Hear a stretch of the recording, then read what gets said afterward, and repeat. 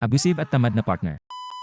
Pa-vent out lang kasi sobrang puno na ako eh. And my partner and I have been living together for a year now. Nung una okay naman ugali niya, sweet and caring pero habang tumatagal parang nagbabago na siya. Nagiging verbally abusive na. Kanina lang nasagi ko lang siya sa nguso niya kasi may inaabot ako, pinagmumura ako agad sabay tapon ng mga gamit. One time kasama namin mga pinsan niya, habang nagda-drive ako may nakalimutan ako dalhin para sa outing, sinigawan ako kasi bakit daw lagi akong nakakalimot. Nung sumagot ako na medyo mataas ang boses, ako nga nag-asikaso ng lahat ng dadalhin, ikaw nag-i-Instagram lang, di mo man lang naisip sumigaw na naman na wag mo ko sisigawan sa harap ng mga pinsan ko. Ganyan ka, lagi kang pa-victim. Hindi na lang ako sumagot para matapos na. Napaisip na lang ako, putangina na paano ako naging pa-victim kapag sa bahay naman ako lahat nag-aasikaso. Luto, linis, pag-laundry, pati nga paglilinis ng tae at ihi ng aso niya ako pa din gumagawa eh. Pero love ko naman yung aso kaya oks lang. Lagi lang niya sagot kapag sinasabi ko na tumulong since WFH siya tapos ako on site sagot niya lang busy ako. Sorry na girlfriend ka ng working woman, talagang napapamura na lang ako sa isip ko eh. Parang tingin niya unemployed ako. Putangina pag-uwi ko ng bahay galing work ako pa lahat mag-asikaso ng kakainin pati mga dumi ako pa maglilinis. Sobrang nakakapuno putangina, nakaka-drain.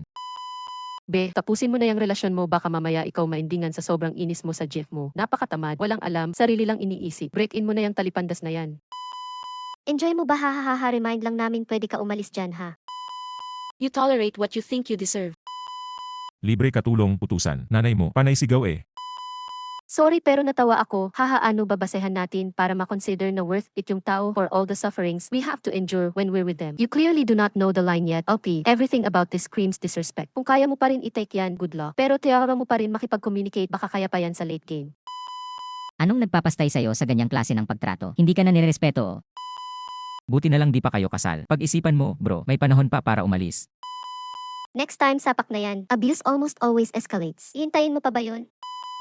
Sorry to be negative but sobrang slim ng chance na magbabago pa yung partner mo even if we all talk it out. Yung mura niya ngayon eventually magiging sapak or worse. Get out while you still can.